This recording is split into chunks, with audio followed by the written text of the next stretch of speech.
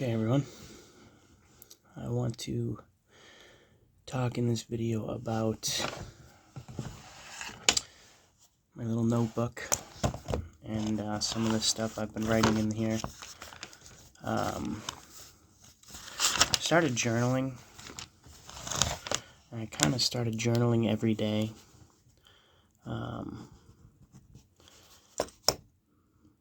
For a little bit, I was journaling almost every day, and then I found that,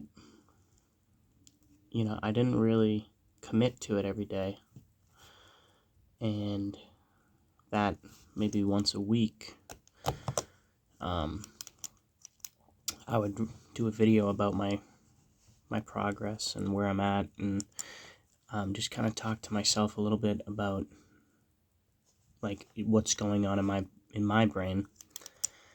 And I think that really helped a lot. Spoken word for me is definitely a little bit better than writing. So I just want to kind of give you this insight. Maybe it's not for everybody. Maybe it's for some people. The way I look at it is, if I could help one person, then that would probably be good. So I want to kind of talk about it and the way that I structured my videos, and where I would do it, how I would prepare myself for this frame that I wanted to be in to speak to myself. And I think that the video, for me, I tend to look at myself when I'm videoing myself. I tend to look into my face and say, hey, like, this is how I'm talking, like how I'm looking at myself right now, right? And I'm very careful about the way in which I speak. And if I say something that doesn't resonate and it doesn't feel good in my head, not in the sense that out of like fear, but out of like instinct, I'll correct myself. And I've found that I do that a lot. So I kind of want to go over the way that I do it so that maybe I could help somebody else who's in a tough spot, because this really helped me get out of a tough spot. Over the last at least year or so, I've been doing this, doing these almost weekly video logs of myself, and I kind of tracked it back. It wasn't, I was purposefully doing it just recently for maybe the last 2 months, but I was instinctually doing it for about the last year. So I kind of want to break that down, and I kind of want to go over some of the things that I talked with myself about, because I was basically self-soothing, and maybe somebody would like to go see a therapist or something, but I really don't think therapy is designed for men who want to live a certain lifestyle. I think if you're gonna get through this life, you have to master your own emotions. You have to control your emotions, and otherwise you'll just be a slave to somebody else's portrayal of you, and that's what really got me interested into this thing where I video myself, and I kind of, I'm talking to myself, basically. So, basically, my first step would be to obviously make the video. And that is a big one, because every time I would feel bad, or I'd feel like I was in a position where I needed to talk to somebody, and I couldn't bring my problems to somebody else, I would talk into my camera and then I would basically spend the better part of 20 to 30 minutes in the beginning speaking to myself, and that would get what was on my mind off of my mind, and that would help me a lot. And so I did that, man. Last summer I did that a lot. I went out a lot, and I was rollerblading a lot, trying to get more active and more healthy, and that's obviously a huge help in your brain as well, your brain function, your brain health. So I would make the videos, and then I got the idea to basically re-listen to myself and kind of pick apart what I was saying to myself. I would pick apart the little indiscrepancies in the video, and then I would focus on those things. I'd write them down, actually. I'd take out my pen and pad, and I'd say, okay, this is what I said. This is what I said verbatim. Why do I think that way, right? Why would I think this way? And it was a lot of self-deprecating thoughts, and the way that I would talk to myself was the reason why I was feeling so bad. So I would have these videos in the beginning where it was, like, I'm just a loser, I'm an idiot, I'm an asshole, like, nobody really loves me, yada yada, the general consensus of somebody who's feeling pretty bad about themselves. So I would pay attention to those things, and then I would make sure that I never made that mistake again, basically, in the next video. And in the beginning, I was doing it quite frequently. I was working part-time at a gas station, pumping gas, and I had a lot of time on my hands, and I was, playing guitar and reading a little bit, and then I was like, you know what, like, I could literally just make these videos instead.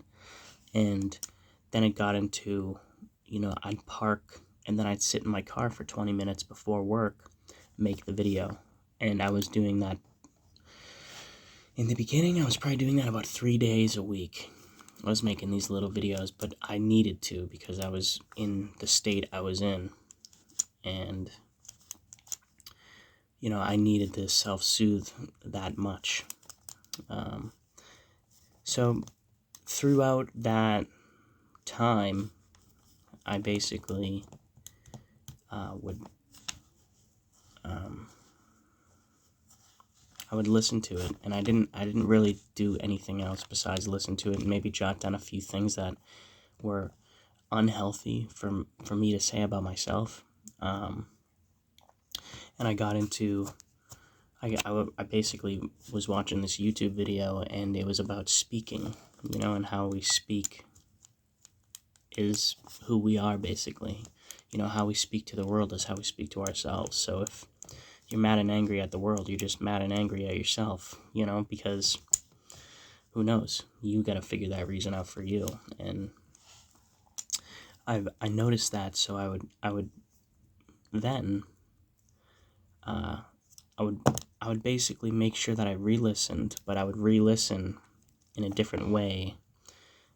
And this probably happened about 6 months ago now, where I would re-listen to it, and then, basically, I would re-listen to it, I'd put the phone down, face down, and I'd re-listen to it, and I'd say, okay, yeah, I sound pretty bad here, and then I would listen to it again, but this time I'm watching myself, I'm watching my face, and I made sure that I would always have the phone where it would take view of my face. So I would rewatch listening, but watching my face as well, and watching my little mannerisms, and my little tics, or my little fuck this, blah blah blah, so I would write those down, and then I'd be like, okay, now we're getting somewhere, right? Now I can see this is what I'm doing to myself. Like, this is the way that I speak, and this is the way that I look when I speak. So it really fucking helped. I'm telling you, it really helped. So I would do that, and I'd see myself talking so terribly about myself when there's really not much about me that's all too bad, man.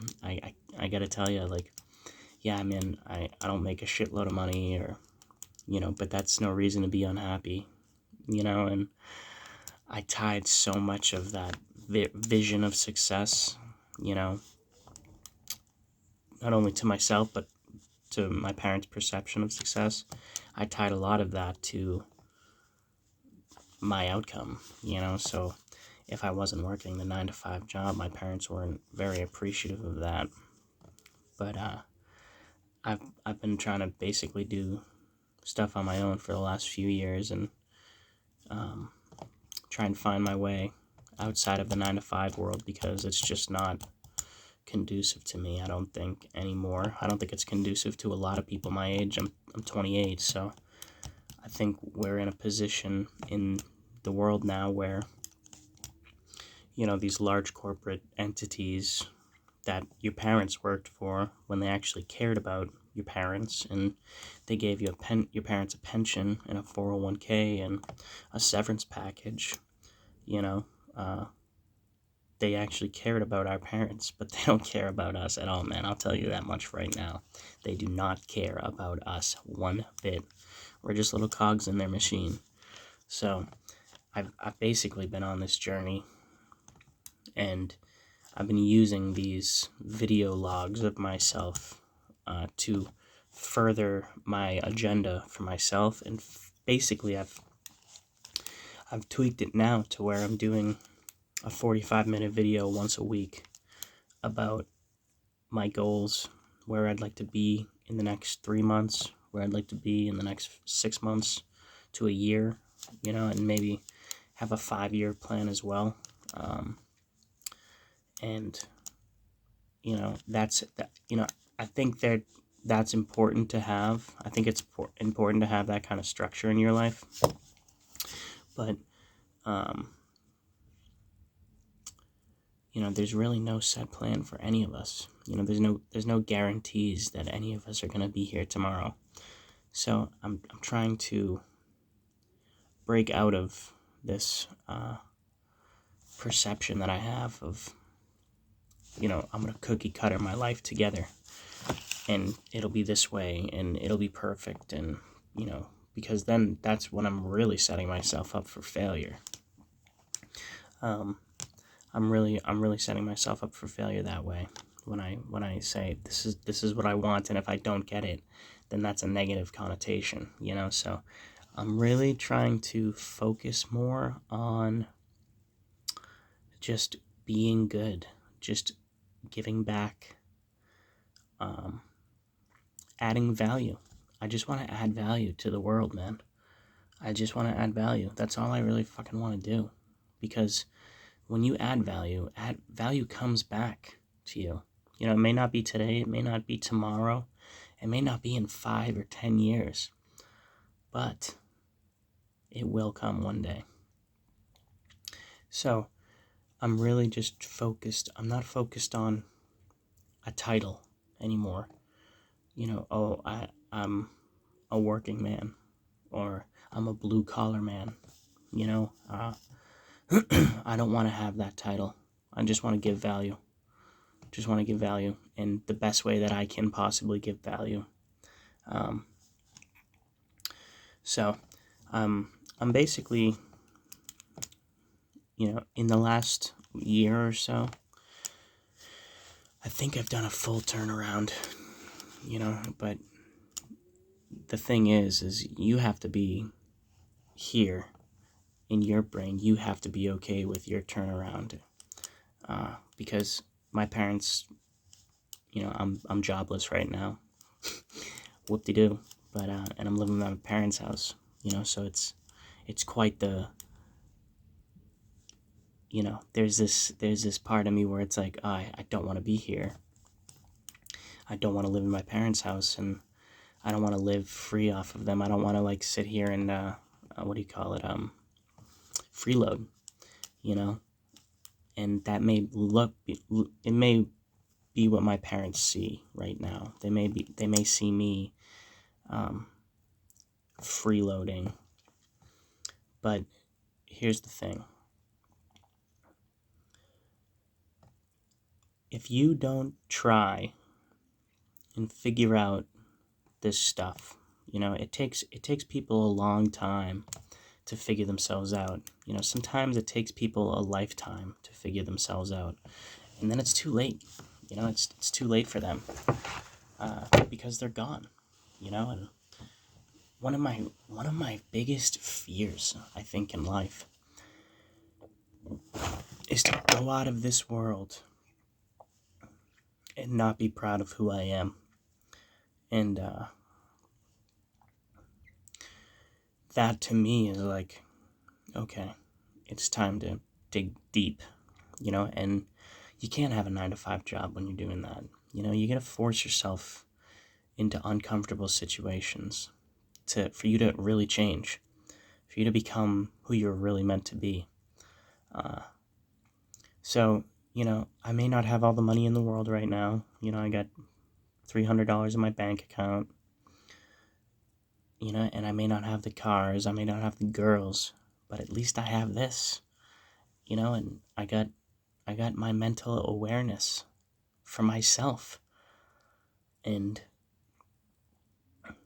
that is powerful because I don't think a lot of people really do have that. I think a lot of people are like, if you ever seen the Adam Sandler movie Click, where he's on autopilot, and but I was on autopilot, babe. I can't control it. I can't control it. And then you see him fast forward through his life, and he becomes this monster. Basically, he basically becomes this picture of himself that he cannot even comprehend in the end. And he says, "Well, how did I get here?" And he's looking around, and he can't figure out what he did, but it was because he was on autopilot. And I think a lot of people live on autopilot. I think a lot of people live lives that are just unfulfilling, and they do what they need to do because they got themselves stuck in a situation, or uh, they just don't feel like they deserve better, and that's a big one for a lot of people, I think. um, and I've definitely struggled with that too, especially with women. I felt like I didn't deserve a beautiful woman, feminine, nurturing, caring, wants to have a bunch of babies, but I do deserve that because I know who I am, and I know I'm a good man, and I know I'll treat a good woman correctly, and there's nothing anybody can do to take that away, and that's power. So, like, honestly, when you feel like you don't deserve these people, they feel like that you don't deserve them either, like they can sense it, especially women. But ask any guy, ask any ask any successful guy, mentally aware, situationally aware, successful guy, makes good money, has a good family. Ask any one of those guys what the most important thing about life is, and probably more times than not he'll say his family. But do they spend a lot of time with their family? No, they don't. They sacrifice their time for their family, and I think that's what my dad did growing up, is he sacrificed his time and his body for this family that we have, and I'm very grateful for that now. But what if he could have done it better? And that's just a question. I'm not expecting an answer, but I look at it I look at it like, well, now it's my turn, right? I'm getting to the age where I'd say it's appropriate to start looking for a life partner, um, and just having a bunch of kids, having a boatload of kids, because that's really the most important thing, man. Furthering your lineage and basically marrying the right person is one of the biggest choices you can make. And I think a lot of men today are opting out of that because they surround themselves with terrible women, and that in turn makes them terrible men, because you are the sum of who you hang out with. The 5 people you surround yourself with, you are the sum of those 5 people, and I can't say my friends group is the most tight-knit, or not most tight-knit, but, the most successful, but I think we all believe in that same thing, even though,